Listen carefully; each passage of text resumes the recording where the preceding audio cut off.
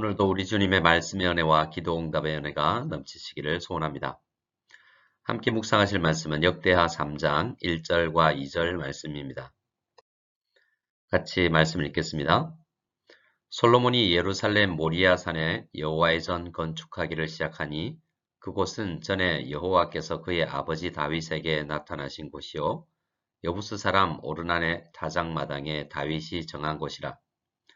솔로몬이 왕위에 오른 지 넷째 해 둘째 달 둘째 날 건축을 시작하였더라. 아멘. 우리는 역대기를 읽으면서 이 책을 기록한 사람이 어떤 부분에 중점을 두고 기록하고 있는지 발견하게 됩니다. 예를 들자면 다윗 왕과 솔로몬 두 사람의 이야기가 나머지 왕들에 대한 기록보다 더 분량이 많습니다. 그리고 다윗과 솔로몬에 대한 이야기도 주로 그들이 성전을 지을 준비를 하고 그리고 성전을 지었다라는 것을 강조하며 기록되고 있습니다. 그리고 성전 건축과 관련해서도 특별한 관심이 있는 영역들이 강조되고 있습니다. 오늘 우리가 묵상할 3장부터 5장 1절까지의 내용은 성전 건축 준비를 끝내고 실제로 성전과 성전에 썼을 물건들을 건축하고 만드는 이야기인데요. 역대기 기자는 성전 건축의 과정에서도 특별히 관심을 기울이는 부분들이 있는 것입니다. 역대기를 기록한 기자는 열왕기를 기록한 기자와는 달리 성전을 건축한 장소에 대해서 특별한 관심을 가지고 있습니다. 열왕기서에서는 성전 건축을 시작한 시점에 더 관심을 기울이는데요. 출애굽한 지 480년째 되는 해였다라는 것을 이야기합니다. 하지만 역대기 기자는 시간보다는 장소가 중요하다라고 이야기를 합니다. 1절에서 성전이 건축되는 장소가 어떠한 곳이라고 이야기하는지 살펴보겠습니다. 우선 그 장소가 예루살렘 모리아 산이라고 이야기합니다. 성경에는 딱 두 군데에 모리아라는 지명이 등장합니다. 이곳 역대하 3장과 창세기 22장이 그곳입니다. 창세기 22장의 모리아는 아브라함이 아들 이삭을 번제로 바치기 위해서 올랐던 산이 위치한 지역입니다. 역대기 기자가 모리아라는 지명을 의도적으로 사용했다고 보는 것이 합리적일 텐데요. 그래서 우리는 솔로몬 성전이 지어지는 곳이 아브라함이 100세에 낳은 아들 이삭을 번제로 바치려고 했던 그 장소와 동일한 장소라고 보는 것이 좋습니다. 그래서 이 모리아 산은 죽은 자를 살리시는 하나님, 그러한 하나님을 믿고 예배를 드리는 그러한 장소라고 할 수 있습니다. 또 모든 것이 하나님으로부터 주어진다라는 것을 믿음으로 고백하는 장소라고도 하겠습니다. 1절은 계속해서 성전이 지어지는 장소가 어떤 곳인지 설명을 합니다. 그곳은 전에 여호와께서 그의 아버지 다윗에게 나타나신 곳이라고 합니다. 솔로몬의 아버지 다윗이 하나님의 임재를 경험한 곳이라는 것이죠. 성전은 어떤 곳입니까? 하나님의 임재를 경험하는 곳이라는 것입니다. 또 동일한 장소를 설명하면서 여부스 사람 오르난의 타작마당에 다윗이 정한 곳이라고도 합니다.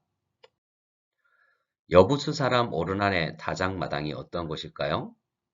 역대상 21장을 보면 그 장소가 어떠한 곳인지 알 수 있습니다. 21장의 내용을 보면 다윗이 인구조사를 하여 하나님 앞에 불신앙을 나타내었을 때 하나님은 다윗의 범죄로 인하여 이스라엘에 전염병을 내리십니다. 그리고 그 재앙을 그치도록 다윗이 기도했을 때 여호와의 천사가 여부스 사람 오르난의 타작마당에서 여호와를 위하여 제단을 쌓으라고 명령을 합니다. 다윗이 천사의 명령대로 순종하였더니 여호와께서 천사를 명령하셔서 재앙을 내리는 칼을 칼집에 꽂아 전염병이 그친 사건이 기록된 곳이 역대상 21장입니다. 바로 그곳이 오르난의 타작마당이죠. 불순종의 죄가 순종의 믿음으로 인해서 해결된 장소라는 것입니다. 그래서 지금 역대하 기자는 이 성전이 기록된 이 장소가 하나님께서 임재하시고 하나님은 모든 것을 우리에게 주시며 죽은 자도 살리시는 그러한 곳이라는 것을 강조하기 위해서 이 장소를 여러 문장으로 설명하고 있는 것입니다. 그리고 1절에 명확하게 기록되어 있지 않지만 모든 이스라엘 사람들은 예배 처소가 있을 것이라는 믿음을 가지고 있었습니다. 왜냐하면 모세가 신명기 12장에서 예배 장소에 대한 이야기를 했기 때문이죠. 그 장소가 어떤 장소인지 모두 다 궁금했지만 오늘 역대기 기자는 그 장소가 바로 예루살렘 모리아산이다 라고 이야기를 해주고 있는 것입니다. 이런 모든 설명을 함께 생각해 보면 역대기 기자는 솔로몬 성전이 지어진 이 장소가 하나님의 은혜와 용서로 인해서 생명이 살아나는 장소라는 것을 강조하고 있고 또 오랫도록 이스라엘 사람들이 고대하고 기대했던 그 장소가 바로 이 솔로몬 성전이 지어지는 곳이다 라고 이야기하고 있는 것입니다. 오늘날 우리는 교회의 장소를 이야기할 때 간단하게 주소를 알려줍니다. 그러면 택시를 타고 그 장소로 갈 수도 있고 내비게이션을 켜서 찾아갈 수도 있죠. 그러나 역대기 기자는 그렇게 성전이 지어지는 장소를 단순하게 주소를 가르쳐 주는 식으로 위치를 설명하지 않습니다. 역사적인 사실보다는 그 의미에 대해서 더 관심이 있는 것이죠. 역대기 기자의 관심은 성전 장소와 위치, 그리고 크기, 그리고 성전이 지어지는 재료 등에 대한 관심보다 예배란 무엇인지, 어떻게 성전이 하나님께 은혜를 받을 수 있는 장소가 되는 것인지, 또 사람의 죄가 용서가 되는 장소인지를 설명하고 싶은 것입니다. 그래서 여호와의 전 건축을 하는 장소가 예루살렘 모리아산이라는 것과 여호와께서 아버지 다윗에게 나타나신 곳이며 여부스 사람 오르난의 타작마당이라는 것을 강조하고 있는 것입니다. 오늘날 우리가 예배 처소를 생각할 때도 역대기 기자처럼 동일한 마음을 가질 수 있기를 바랍니다. 솔로몬 때처럼 예배 처소가 특정한 한 장소에 국한되어야 된다는 이야기가 아닙니다. 성도들이 모여서 그런 마음을 가진 장소는 어디라도 괜찮습니다. 어느 곳이든지 여호와 하나님께서 우리의 예배를 받으시기 위해서 임재하는 곳이면 괜찮습니다. 하나님께서 임재하셔서 이삭이 죽지 않고 살아난 것처럼 죽은 영혼이 살아나고 전염병과 같은 하나님의 심판에서 노임을 받는 은혜와 축복의 장소가 되는 것이 중요하다는 것입니다. 그래서 우리가 모이는 어떠한 장소에서도 영혼이 살아나고 하나님께서 내리는 재앙이 해결되는 놀라운 은혜가 넘치는 장소가 교회가 되어야 되겠습니다. 그래서 교회는 장소가 아니라 성도들의 믿음과 간절한 마음이 더 중요한 것입니다.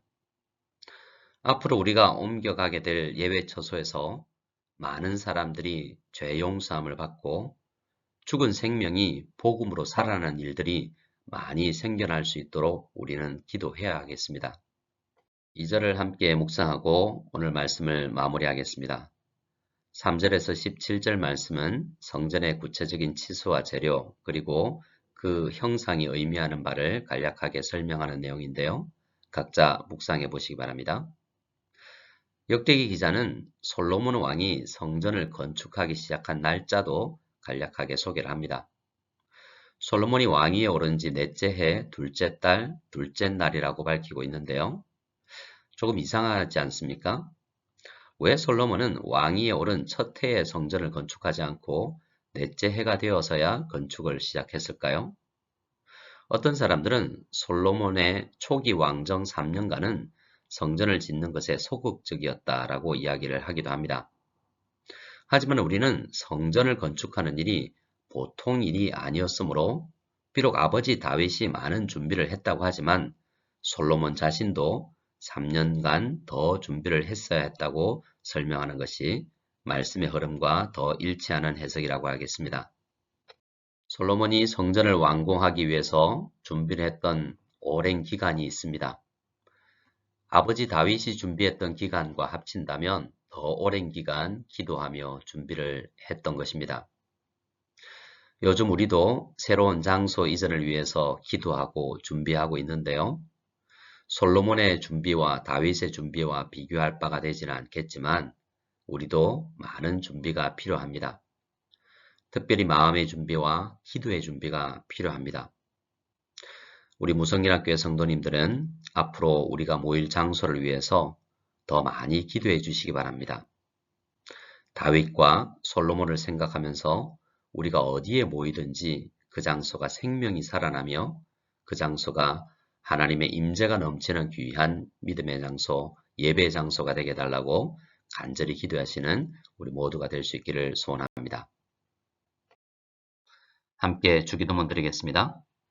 하늘에 계신 우리 아버지여, 이름이 거룩히 여김을 받으시오며 나라가 임하시오며 뜻이 하늘에서 이루어진 것 같이 땅에서도 이루어지이다. 오늘 우리에게 일용할 양식을 주시옵고 우리가 우리에게 죄 지은 자를 사하여 준 것 같이 우리 죄를 사하여 주시옵고 우리를 시험에 들게 하지 마시옵고 다만 악에서 구하시옵소서. 나라와 권세와 영광이 아버지께 영원히 싸움나이다. 아멘.